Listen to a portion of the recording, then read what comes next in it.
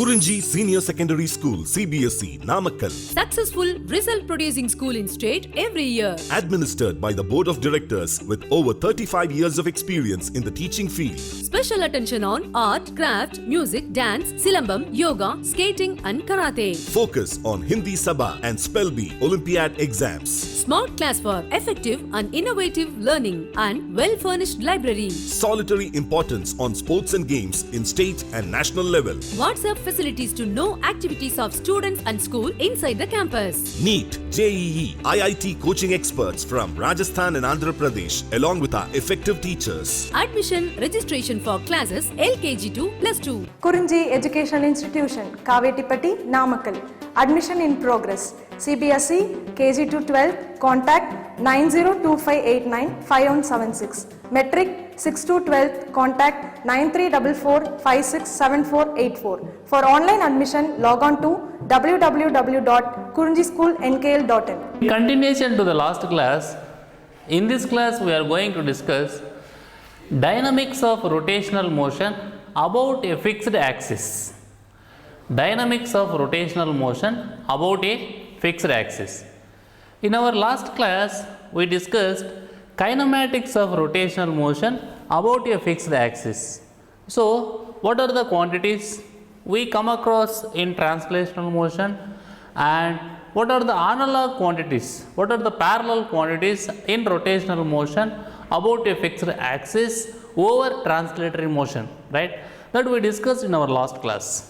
So, finally, in our last class, we focused to discuss kinematics of rotational motion about a fixed axis, and there itself we discussed the equations of rotational motion also along with two example problems. Okay, right. But in this class, our concentration is dynamics of rotational motion about a fixed axis. Dynamics of rotational motion about a fixed axis. Okay, right. See this.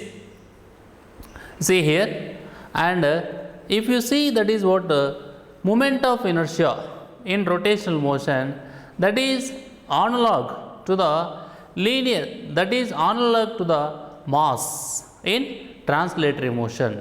Okay, right. Similarly, in case of rotational motion, torque. In case of translatory motion, force. Translatory motion or linear motion. Okay. So as I told in our previous class also, right? So in case of linear motion, mass. In case of rotational motion, moment of inertia. In case of linear motion, force. In case of rotational motion, torque. Okay. So like this, now we are going to discuss some other quantities which are the part of dynamics of rotational motion about a fixed axis, right? And not only these two, that is what mass and force in linear motion to the moment of inertia and torque in case of rotational motion. You know, in case of linear motion, dW is equal to F into dx. In case of rotational motion, right, dW is equal to tau into d theta. Tau into d theta. Okay, right. So dx tends to d theta and F tends to tau. Okay, and these are not only the things, we have some other like power, right, like acceleration, and we will discuss in the same class. But before that, what I am saying is, see here, in case of rotational motion about a fixed axis, since the axis is fixed, only those components of torques which are along the direction of the fixed axis, need to be considered. Only these components can cause the body to rotate about the axis. So please keep in mind, he is talking about the possibilities and facts. In case of rotational motion about a fixed axis, since the axis is fixed, only those components of torques which are along the direction of the fixed axis need to be considered in our discussion. Only these components can cause the body to rotate about the axis, can cause the body to rotate about the axis. Okay, full stop. A component of the torque perpendicular to the axis of rotation, a component of the torque perpendicular to the axis of rotation will tend to turn the axis from its position. I will repeat once again. A component of the torque perpendicular to the axis of rotation will tend to turn the axis from its position. Right? Okay. We specifically assume that there will be arise necessary forces of constraint to cancel the effect of the perpendicular components of the torques, so that fixed position of the axis will be maintained. So why it is maintaining the fixed axis, that he is saying. Observe carefully. We specifically assume that there will arise necessary forces of constraint to cancel the effect of the perpendicular components of the torques, so that fixed position of the axis will be maintained. The perpendicular components will be maintained. The perpendicular components of the torques, therefore, need not to be taken into account. So what need not to be taken into account? See here, the perpendicular components of the torques therefore need not to be taken into account. So what does it mean? It means that for our calculation of torques on a rigid body, two important points are there. So one is, see here, we need to consider only those forces that lie in planes perpendicular to the axis. Forces which are parallel to the axis will give torques perpendicular to the axis and need not to be taken into account. I will repeat once again the first point. You just concentrate carefully. We need to consider only those forces that lie in planes perpendicular to the axis, and here forces which are parallel to the axis. Forces which are parallel to the axis will give torques perpendicular to the axis and need not to be taken into account, right? So see this point, the perpendicular components of the torques need not to be taken into account, right? So the torques, the perpendicular components of the torques means force are parallel. See here, so the forces which are parallel. So we need not to consider the perpendicular components of the torques means we need not to consider the forces which are parallel to the axis will give torques perpendicular to the axis. Okay, we need to consider, that is what, see here, the forces that lie in planes perpendicular to the axis, perpendicular to the axis. Okay, right. See the second point. We need to consider only those components. We need to consider only those components of the position vectors which are perpendicular to the axis. Components of position vectors along the axis will result in torques perpendicular to the axis and need not to be taken into account, right? Here in this point he is talking about the component of torques and the forces. Here he is talking about the component of torques and position vectors, right? See here, we need to consider only those components of the position vectors which are perpendicular to the axis. Suppose if you take components of position vectors along the axis, it will result in torques. It will result in torques perpendicular to the axis and need not to be taken into account. Perpendicular to the axis and need not to be taken into account. Okay, right. So he is talking from here onwards. So from here onwards he is talking about, so what the components of torques we need to consider, what the component of torques we need not to consider, and in first point he is talking about what are the forces we need to consider with respect to the component of torques, and the second point he is talking about what are the components of position vectors we need to consider with respect to the components of torques. Okay, right. Now we are going to calculate, we are going to discuss the work done by a torque. Okay, work done by a torque. See here, First you see this picture. This is what this picture is showing, that work done by a force F1, that is capital F1, acting on a particle of your body rotating about a fixed axis, right? Work done by a force capital F1 acting on a particle of a body rotating about a fixed axis, right? The particle describes a circular path with center C on the axis,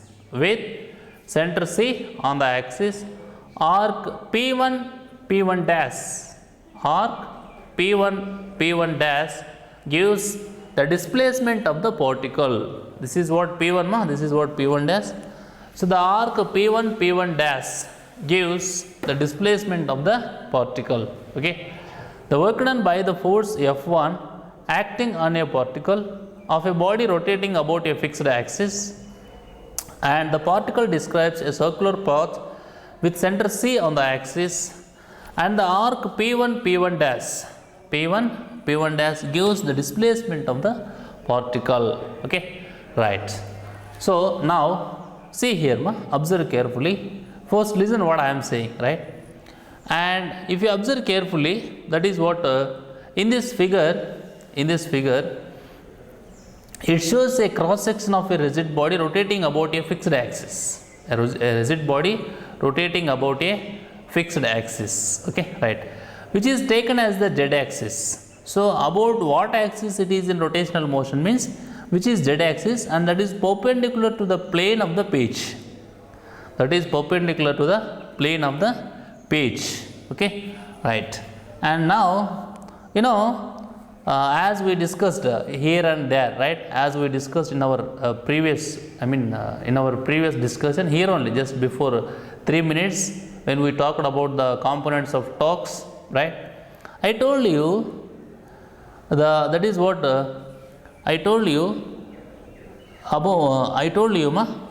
the forces in the first point. I told only the forces which lie in planes perpendicular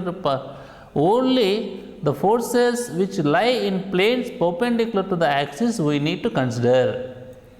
For example, let F1 be one such typical force. See, this is the F1 force, right, which is acting on a particle of the body at point P1. See here, at point P1 with its line of action in a plane perpendicular to the axis, right? So the line of action of this force is in a plane perpendicular to the axis, and for our convenience we call this plane as x dash y dash plane, right? And the particle at P1 describes a circular path of radius r1 with center C on the axis. This is what radius r1 with center C on the axis, right? So this is what the arc of the circle or the circular path. Okay, what he is saying here? So he is saying that this is the F1, this is the force which lies in a plane perpendicular to the axis. Okay, that's why this is what F1 we assume, and this F1 is a force acting on a particle of the body at point P1 with its line of action in a plane perpendicular to the axis, right? So that that plane is x dash y dash plane, okay, and the particle at P1 describes a circular path of radius r1 with center C on the axis, and Cp1 is equal to r1. Okay, right. Based on this picture, what he is saying means, according to the first point, I told you the forces that lie in planes perpendicular to the axis need to be considered. So this is the force F1. In this picture or in this situation, we consider the force that lie in the planes perpendicular to the axis. Okay, so that force is acting at a point P1. So in certain interval of time, So the particle describes the path, circular path from P1 to P1 dash, and R is the radius of the circle and C is the center, right? And X dash Y dash is the plane. X dash Y dash is the plane, right? That is the plane of the page. That is the plane of the page, and the particle, right? The particle at P1 describes a circular path and radius is R1. Okay, right. So anywhere in physics, whether the graph or picture, first we have to understand the graph or we have to understand the picture, right? Then only you can go for the next discussion. Okay, see here ma. Now we are going to calculate the work done by the force on the particle is dW1. You know the formula W is equal to F into S. So dW1 is equal to F1 into ds. So that is equal to F1 ds1 cos phi 1. You know the formula F into ds is equal to F ds cos theta. But here the angle between F and ds, it is F ma, it is what ds, right? The angle between these two is phi 1 no. That's why here he is saying that F1 ds1 cos phi 1. Next F1 into ds1 is equal to R1 into d theta. ds1 is equal to R1 into d theta. So F1 R1 into d theta into sin alpha 1. Sin alpha 1. Okay, see here. So after completion of this, what can we write here? That is what is F1 ma? F1, see this formula you know ma, dW is equal to F into ds from work power energy chapter we know, right? To distinguish separately, simply he put 1. That is the only reason. dW1 is equal to F1 into ds1 and then F1 ds1 cos phi 1. Okay, wow. What is phi 1 here? Which is the angle between F1 and the tangent. It is the tangent. F1 is the angle between F1 and the tangent at P1. Tangent at P1. Okay, that is. What is alpha 1? Alpha 1 is the angle between F1 and the radius vector OP1. Radius vector OP1, and you can also say that phi 1 plus alpha 1 is equal to 90 degrees. Phi 1 plus alpha 1 is equal to 90 degrees, right? And come back to this discussion. Here the same equation, that is what F1 ds1 cos phi 1, we can write as F1 R1 into d theta sin alpha 1. You know that you can write in place of phi 1, you can write 90 minus alpha 1. 90 minus alpha 1. Okay, because phi 1 plus alpha 1 is equal to 90. Okay, right. Next, the torque due to F1 about the horizon. The torque due to F1 about the horizon is OP1 cross F1. Okay, before going to say this statement, I will explain you some more information. In time delta t, the point moves to the position P1 dash, from P1 to P1 dash, and the displacement of the particle is ds1. The displacement of the particle is ds1. Therefore, has magnitude ds1 is equal to r into d theta. You know that in geometrical mathematics, length of the arc is equal to radius into angle. Okay, so here ds1 is equal to r1 into d theta, and direction tangential at P1 to the circular path. Direction is tangential to the P1 at circular direction tangential at P1 to the circular path. Okay, right. Here d theta is the angular displacement of the particle.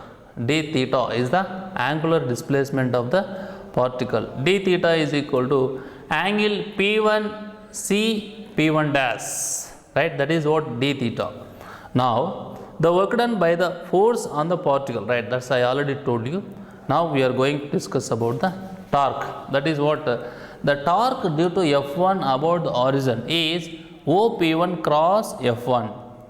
Now OP1 is nothing but, see here, the torque due to F1 about the origin is OP1 cross F1, right? Now OP1 is equal to OC plus OP1. OP1 is equal to OC plus OP1, and you see here that is what based on our previous classes information, right? Now, since OC is along the axis, okay, right, the torque resulting from it is excluded from our consideration, okay, because I already told you before 5 minutes I told you the perpendicular components of torques need not to be taken into account, okay, right. Now, the effective torque due to capital F1, is tau 1 is equal to Cp cross F1. You know that tau is equal to R bar cross F bar. So, here Cp cross F1, okay, right. Next, it is directed. So, what is the direction he is saying? What is the direction? So, it is directed. What is the direction of the torque? So, direction of the torque is along the axis of rotation, and has a magnitude tau 1 is equal to R1 F1 sin alpha, right. That is what the magnitude of the torque,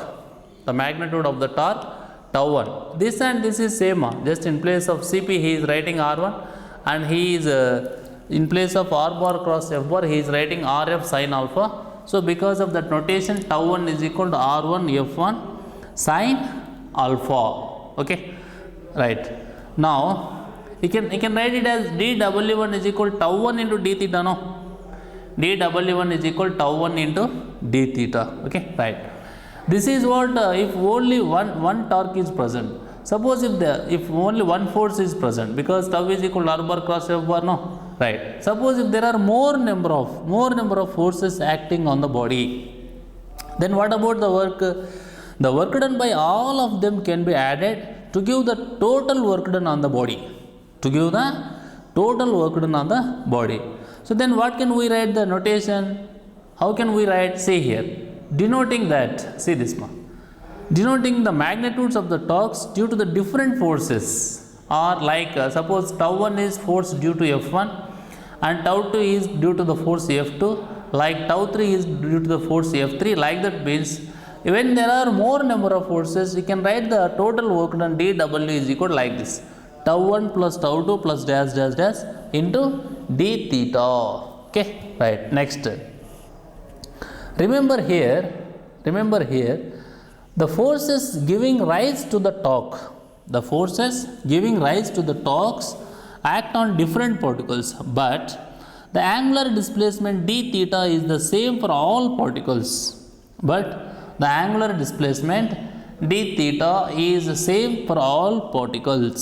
Right, for all particles, right.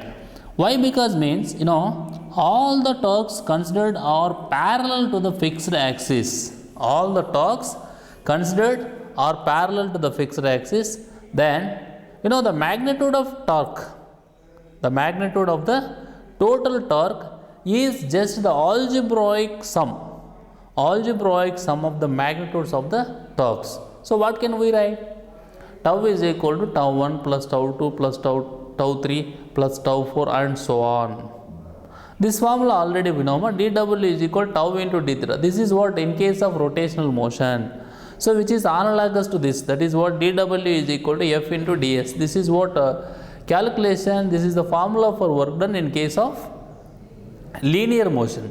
This is the formula for work done in case of rotational motion, okay, right. So, this expression gives the work done by the total torque which acts on the body rotating about a fixed axis, okay. It is similar to this in linear motion, okay. Now, you know, you just divide these two equations, you just divide both the equations with the delta t, dt. Then what will happen? P is equal to dW by dt, no, that is equal to tau into d theta by dt, that is equal to tau omega.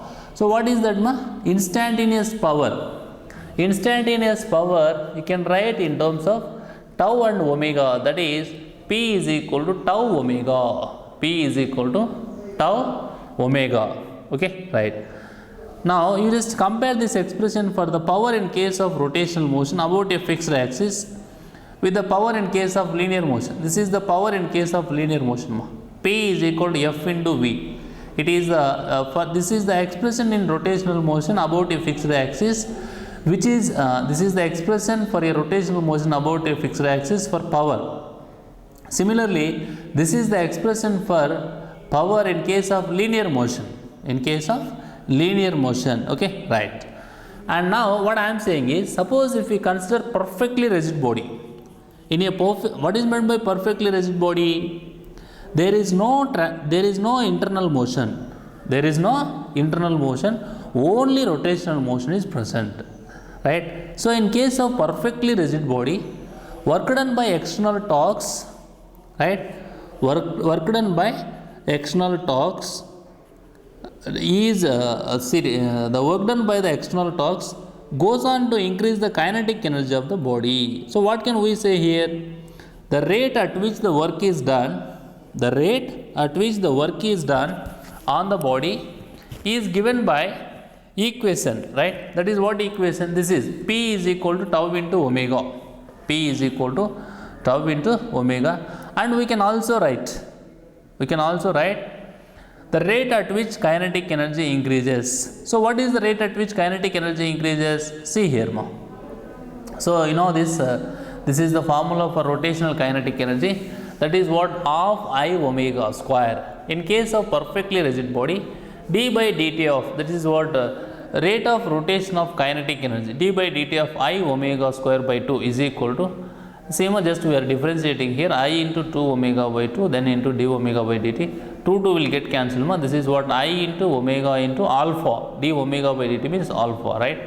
And you can write this one now. See, d by dt of I omega square by 2 is equal to I omega alpha, because you know the moment of inertia does not change with time, right? This means that the mass of the body does not change.